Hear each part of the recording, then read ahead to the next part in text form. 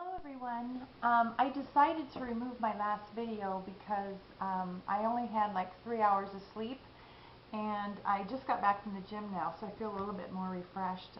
Believe it or not, when I work out I wake up a little bit. So anyway, I had a response to my video, and the vibe was kind of like that they felt sorry for the walk that I have taken this far in my life, and in regards to the domestic violence situations that I've been in. And I just want to be clear that I do not see myself as a victim. In fact, I look at those times in my life as blessings, really. I have nothing but gratitude for the people that shared those moments of my life with me. Because through those experiences, I was able to come out the other side with myself intact. Really, it took me into me. So just to explain a little bit again, I'll explain again because I did pull that video. At 16 years old, I was in an abusive relationship with an extreme abuser. It was on a daily basis, and I spent 3 years in that relationship. Went into another relationship that was okay, and then following that one, another 2.5 years with another abuser, and that one wasn't as often, so I guess I was improving in some way. And then when that relationship was over, I went into another relationship with someone I felt deeply in love with, but there was also some unhealthy things going on in that relationship as well. And it was really the situation that wasn't in alignment with who I was. And so I sacrificed myself for the love of this person, and intuitively, went against my own intuition and what I knew was correct for me. And in doing so, it was like I sold my soul to this person, so that when he walked away, it felt like he walked away with me, and I was left with nothing. And so ironically, although he never raised his hand to me, he was the one that took me closest to death's door, because when he walked, I didn't want to be here anymore. So so from that experience, though, and all of those experiences, but especially that one, because that was my rock bottom moment. And I went probably for 1.5 years. It took me a very long time to process my stuff. In fact, I'm still not done. I don't know that we've ever, like, I think we're always going to process, because we're always having experiences that cause new things to occur. So I look at it as we're going deeper and deeper into ourselves. And so my kind of little theory on life is that we come into this world and we fill our bag up with issues. Oftentimes our family helps us with that. And oftentimes we hit this point in life where something will occur that knocks us to our knees. And I call that the rock bottom moment. And a lot of you have written to me about this and how to work through that. So that moment there is a pivot point or a U-turn, and it's at that point when we've moved away from ourselves as we come into this world, filling our bag up with issues, and then we pivot and we return, because whatever is knocking us to our knees, we kind of turn inward and start seeking answers. And so we take that journey within ourselves, and kind of we're moving through and kind of feeling everything we didn't feel on the way out as we come back, and work through those issues and return back to ourselves and go deeper and deeper in it. And as we do this, our energy is expanding and expanding, because when we go in and work through our stuff, it could be beliefs, really. I think beliefs, our belief system, is really the biggest thing that we need to look at, because the beliefs we carry about ourselves are really the thing that keep us in this state of low self-image, the inner dialogue that's always you know, self-loathing. We beat ourselves up more than we would anybody else. I really believe that. So, for example, in my situation, as I told you and I always say, we attract to us who we are. So those people that were abusive to me were mirroring my own self-abuse. And so to the extent and degree of how bad it was how bad I was feeling inside myself. So I don't feel like a victim at all. In fact, they were my messengers, great messengers, really pointing out the places within myself that I was not loving myself. So I'm grateful for that. And so the journey back to the South then is just, you know, working through all of those unresolved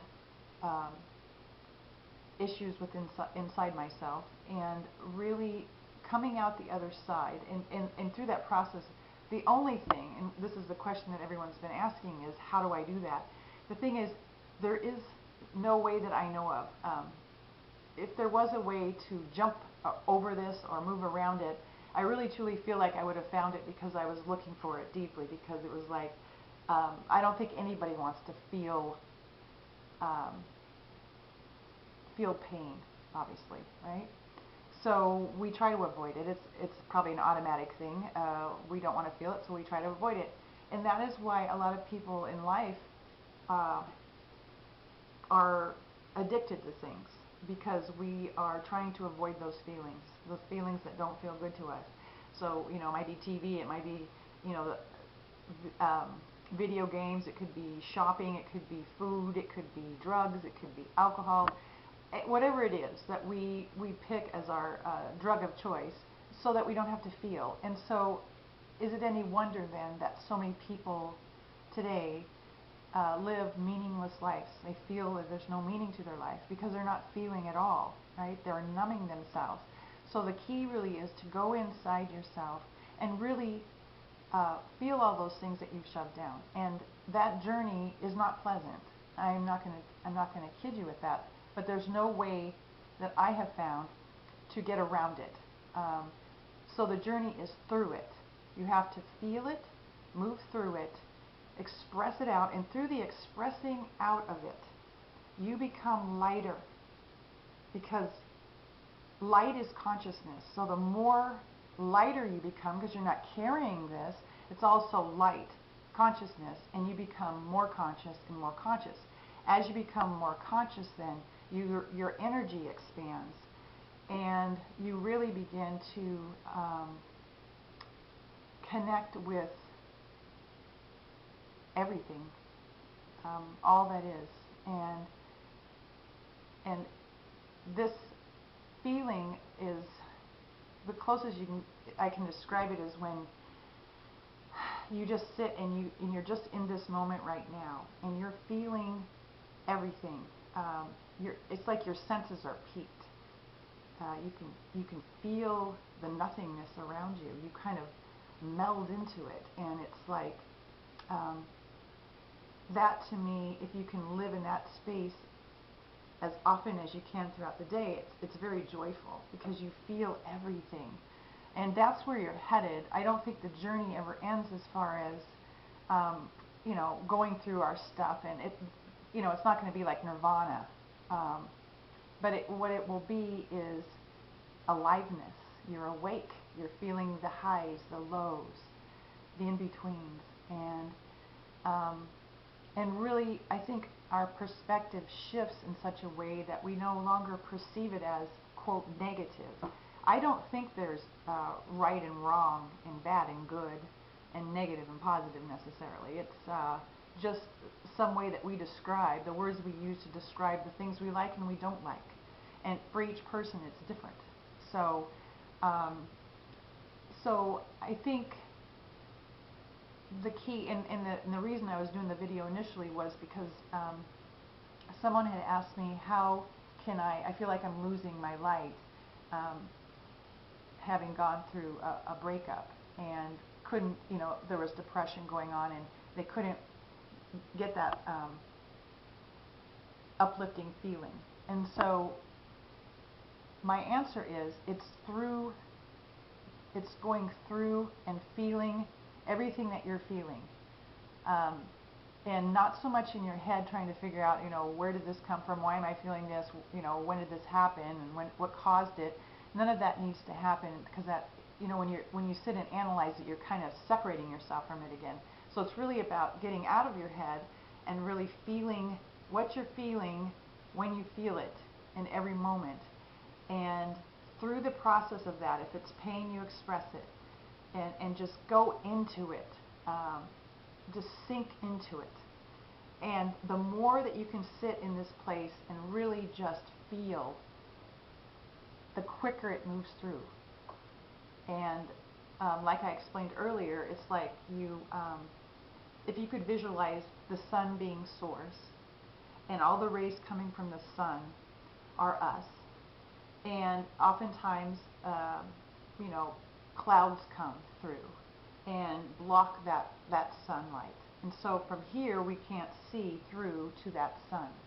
And so sometimes we can think it's not there. We lose our connection to it, we think, because we can't feel it anymore. Especially if there's a lot of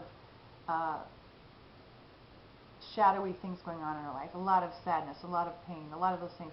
You can really feel a disconnect from the light that we are. And so the way to get that moving is to really just feel everything. You're going to feel the pits of hell, if that's what it is. And coming out the other side of that is where the light is, because when you release it, you become lighter.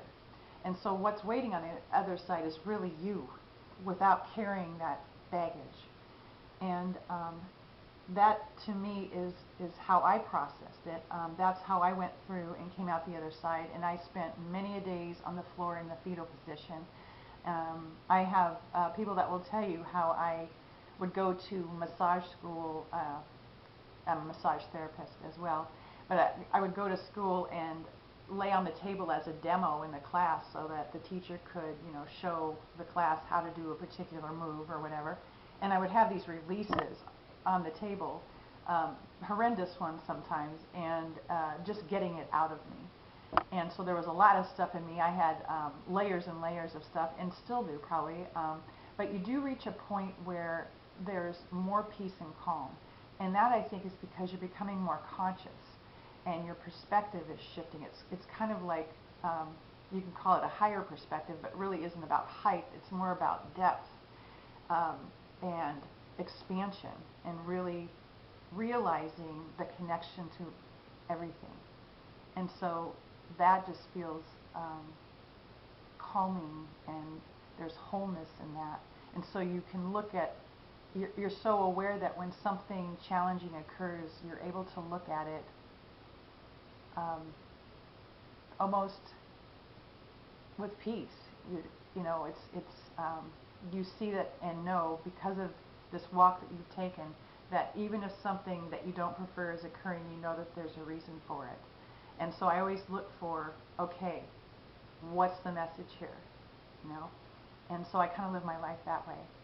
So hopefully that's a little bit clearer. I think this video went a lot better than the last one because I was half asleep. So anyway, please give me your feedback on what you think, and I hope that for all of you that are going through some challenging time right now, that you find the flow and the peace within. Thank you. Bye-bye.